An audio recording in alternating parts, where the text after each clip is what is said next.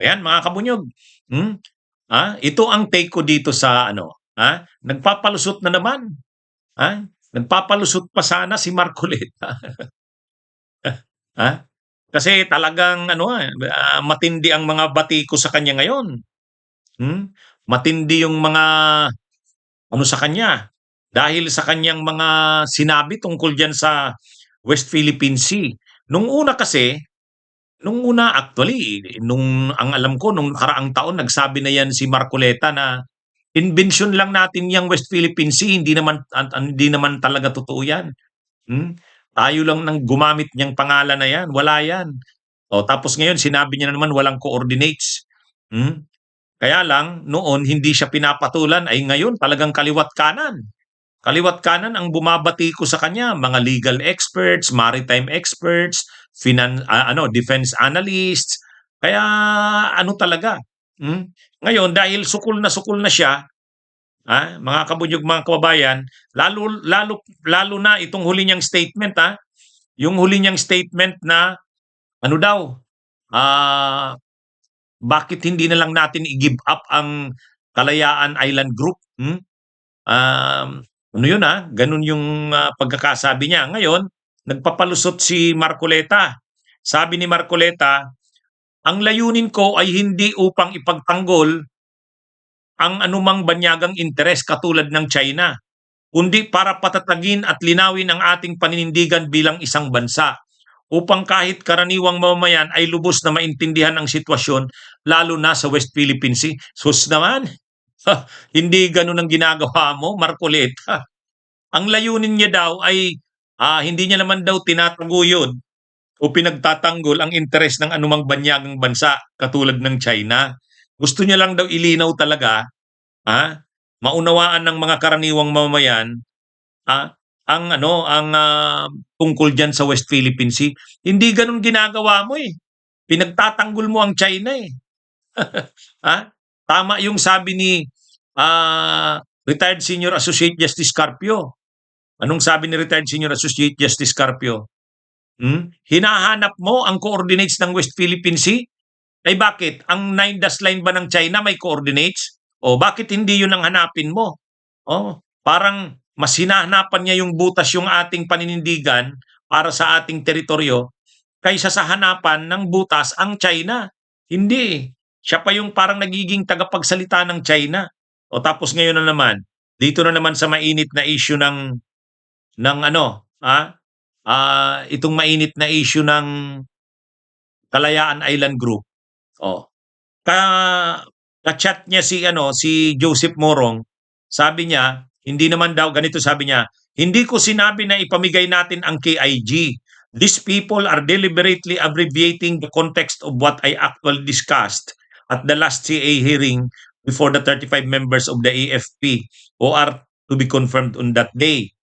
Sabi niya pa, my detractors are implying that after my interpellation in the CA, where the 35 members of the AFP are to be confirmed, I informed them that for the WPS to be listed in the IHO, we need to deposit maps to the UN to notify the world that we are usurping part of the high seas in including the KIG to the WPS since the KIG lies beyond our EEZ.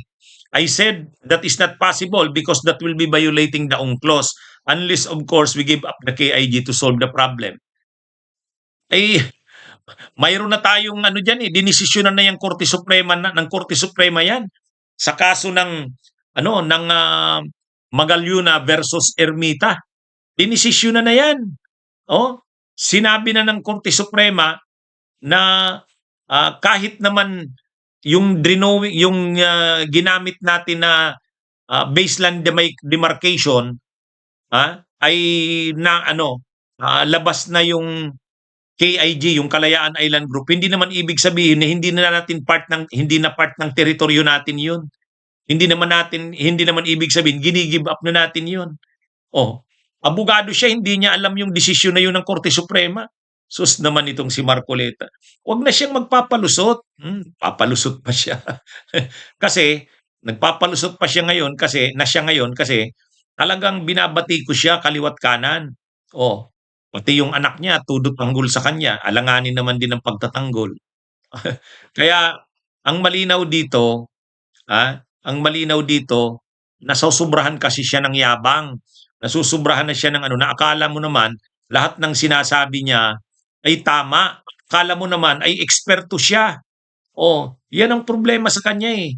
Ay maraming mas authority sa kanya. Pagdating sa international law, sila retired senior associate Justice Carpio, eksperto yon kaysa kanya. O sila Professor J. Batong Bakal, eksperto yun kaysa kanya. O anong ano niya naman doon, anong panama niya naman doon. Kaya yung mga sinasabi niya na yan tungkol sa China, lumalabas, mas pinagtatanggol niya ang China kaysa pinagtatanggol niya ang ating bansa. Yun yung ano doon, at senador pa naman siya ng ating bansa. Kaya nga sabi ni Professor J. Batong Bakal, ang mali kay Senador Marcoleta, senador siya ng bansa. So ibig sabihin, hindi siya pwedeng yung, ano, kunwari hindi niya alam yan. Ha? O, ano yun eh, parang sinasadya niya na yung kanyang pagka-ignorante sa mga bagay na yan, parang sinasadya niya eh. O, kaya medyo ano, ngayon nagpapalusot na si Marcoleta, todo-depensa na. Papaliwanag kay Joseph Morong, pero hindi, mahirap niya nang maituwid yung kanyang mga nagawa. Wala na, mahirap na siyang paniwalaan. Nagpapalusot na lang siya kasi alam niya grabe yung backlash ng mga pinagsasabi at pinaggagawa niya. Yun ang malinaw diyan. Kaya ano ito eh, tama lang yan. Tama lang yan na yung mga eksperto natin sa maritime laws, sa international law, ay nagsasalita at dinudurog ang mga ano nito, mga maling argumento nito nilang mga tulad nito ni Marcoleta. Kasi itong grupong ito, sila Marcoleta, Amy Marcos, Ruben Padilla, itong mga pro Duterte senators na ito, talagang ano eh, parang sila na yung mga tagapagsalita ng China. Hindi na nga nagsasalita ang embahada ng China, sila na. Oh, ay di ba napakalaki namang insulto yun sa ating bansa? Senador pa naman sila.